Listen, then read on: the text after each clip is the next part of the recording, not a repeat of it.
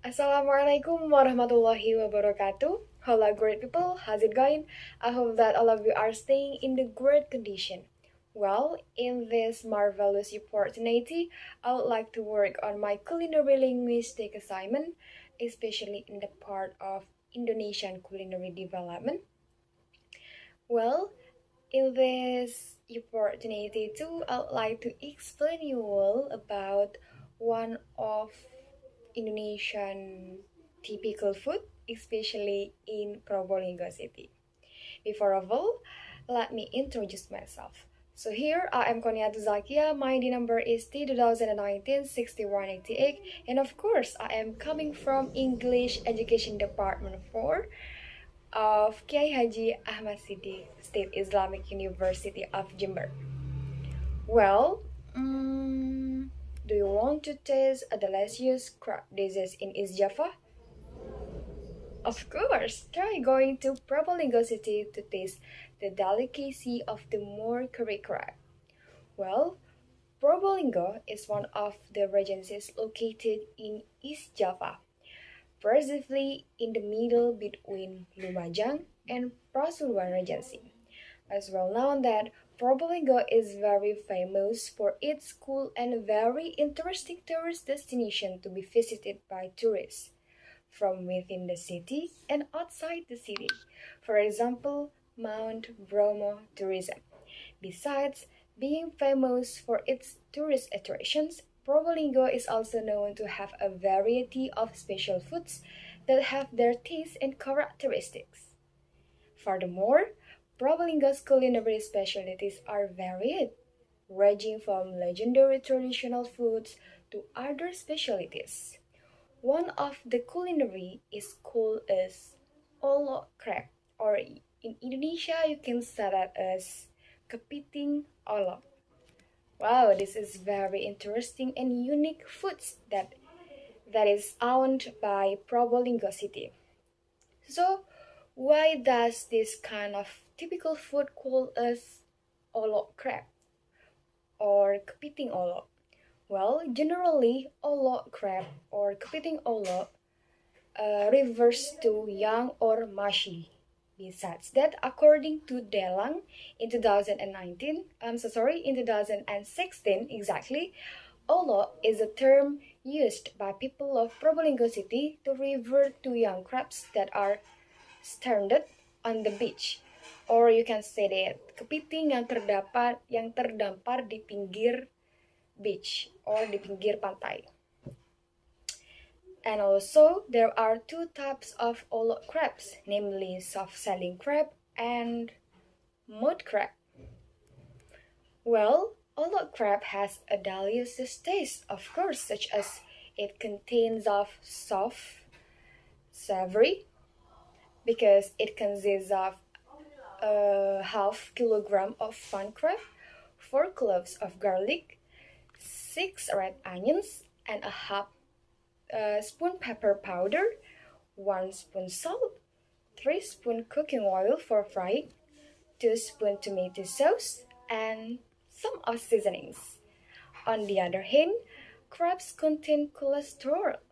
According to Karim in 2005, in Pramudia et al. In also in 2013, based on the result of the proximate analysis, it was found that mud crab meat contains of 45.85 till 50.58% protein. Wow, this kind of typical food has good advantages for our body. And also 10.52 till 13.08% fat, and also 3,579 till 3,724 kcal or gram energy. Also, the proximate composition of each molten pieces, it consists of it's like intermole, premole, mole, and postmole. Of test crabs shows that protein had the largest percentage of other nutrients, which is percentage of 34.53 till 64.41%, fat with a percentage of 8.25 till 13.88%, and carbohydrates 0.88 till 13.66%. Kepiting Olok has several special steps. So, on the behalf of the scene that the delicious Olok crab consists of several special steps. Those are: first, clean the crab by removing the shell and then set it aside. Second, first to onion, garlic, pepper, and salt. And before putting the crab into the stir fry, the crab first use a pasta. Third, add the oil and fry the spices until fragrant. Then add the crab, wait until it boils, then add the tomato sauce. And the last is wait for the gravy to shrink a bit, then add the seasoning that we have already prepared before. And taste the rest. The funky crab is cooked, ready to be served. So, from the explanation before, this culinary is usually served in a traditional tourism and moment. Actually, there is no special events or even like a culture revert to this kind of typical food or makanan khas. So actually, this kind of food is having a distribution on a tradition, in such petit laut, or is called a saban tradition. Well, this tradition comes from the community that aims to welcome the presence of the fasting month. Usually, this kind of tradition is conducted on the 15th of the month of Saban, or you can say that of the 15 days before the fasting month arrives. People come with food and rejoice while sitting on the beach. So sometimes people are bringing the Olok crab into the side of the beach or side of the sea, while they are enjoying the panoramic view of the sea, hid by the full moon. This tradition has been carried out by the community every year. This tradition also conducts a boat race, or you can say that petit laut, or lomba kapal, right? And then every year, the fishermen who are members of the Fishermen Association always hold ritual activities that have been designed as an annual event by the Probolinggo city government. Namely, like I said before, a petit laut, or you can say that in Indonesia, is sea picking activities. This activity is also symbolized as a symbolism to expression of gratitude to the God as the Almighty for His grace and gifts to all people in Probolinggo city exactly.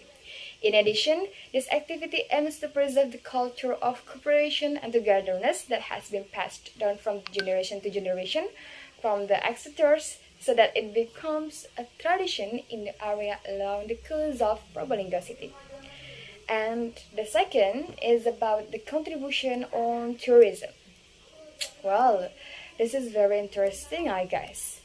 So, Olok crab is served at the beach and become one of the menus offered to local and foreign tourists. So, perhaps if you want to go to the Probolinggo, you can visit warung at side of road, or even it is served at restaurant that nearby the beach or the sea. Besides, it does not only taste tongue in cheek, but this cuisine has become an interesting menu for tourists. Moreover, it's served nearby the beach that shows a marvelous scenery. The third is like this kind of typical food or makanan, what is it? Makanan khas.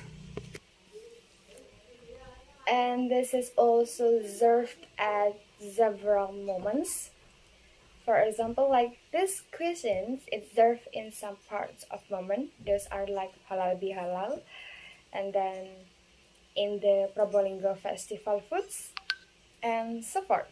So thus, the Olok Crab has an essential and exclusive side. Therefore, it becomes a famous cuisine in Probolinggo city.